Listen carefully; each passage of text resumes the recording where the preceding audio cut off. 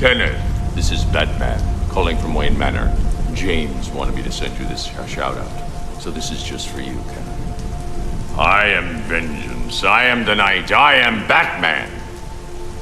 And remember, Kenneth, it's not who you are underneath. It's what you do that defines you. Okay, now this is Kevin. You know, the great thing about doing this role for so long, 28 years, has been this interaction I get to have with fans. Because the Batman fans are amazing. They're so passionate about the character. They're so loyal to him. And I think it's because of all the superheroes, he's the only one who doesn't have any superpowers. He's a man. He can't fly. He can't see through walls.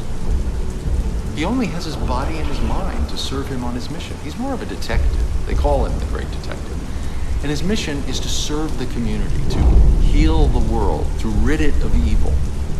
It's such a noble cause. That's what people love about him, the nobility of his cause. They also love his tenacity, the fact that he never, ever, ever gives up. It's like he can't give up. And those are qualities we can all aspire to.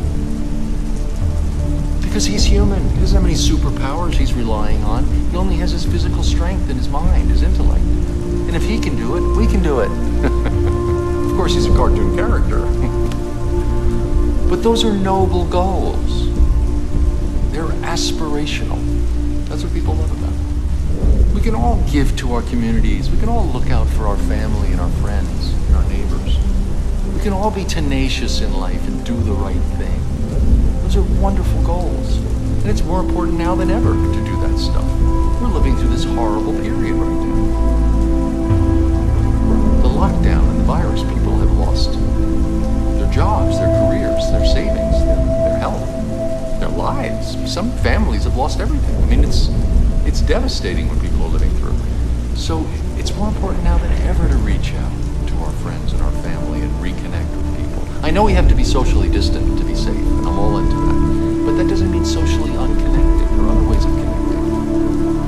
Email, text, phone call, whatever. But it's that Batman ethic, that aspirational ethic that is so important because we need each other. Life is rough. It's a rough road. This year it's the virus, next year it'll be something else. It throws these curveballs at you. And it's just a hard road for everybody. It's a wonderful road. It's a wonderful journey we're on. But it's a difficult journey. Everyone gets beat up by life. Everyone has disappointments in life. I don't care how rich and powerful and glorious and glowing and successful someone looks. They've had disappointments. They've had failures. They have stumbled. They don't brag about it, but they have. It's part of being a human being. I have had so many failures in my life. I've had so many challenges. I know your brother told me that your goal, your passion is writing. It's a wonderful goal to have, but incredibly difficult to achieve in terms of financial success. I mean, people who are hugely successful at writing have trouble making money. And I know you have to do some survival work along the way. I'd hate to tell you some of the survival jobs I've done. I have done some dirty jobs.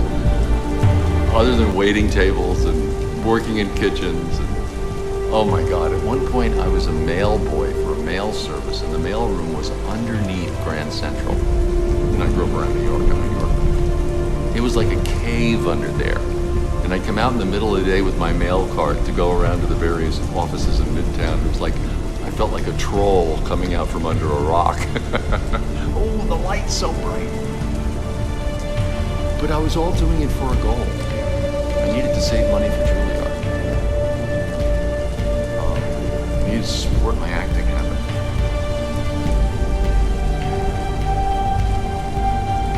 It's what we do. Especially if you have a creative spirit, like you do, creative soul. You have to answer that soul. You have to. In order to live. You have to. Unfortunately, it doesn't always mean you're going to make money doing it. So unfortunately, people have to do these survival jobs for periods of time. But it's really important to continue to feed that soul. And just remember,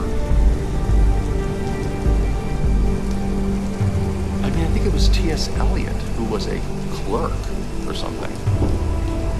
Amazingly successful people have done survival jobs. It comes with the territory.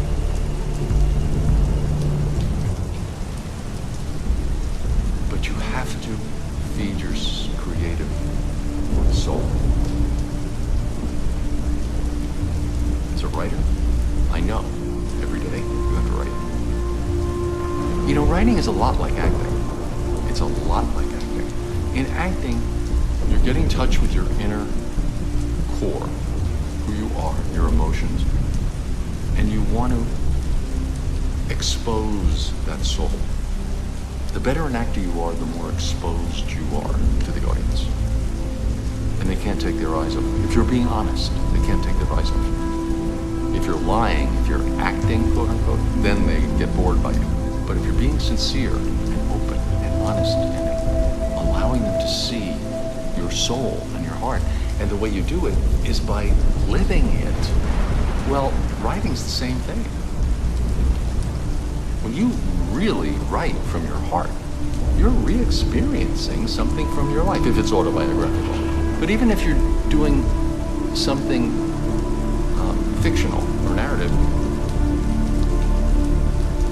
you use your own emotional experience and you transfer it to the other characters. But it's still you are the source of the material. So acting and writing are very similar. And I know that you have to let that out. And just know that survival jobs come with the territory. Everyone does it. Everyone's done it. Life is rough. But you are lucky because you have a brother like James who gets you, who sees you, and appreciates you. Not everyone has that.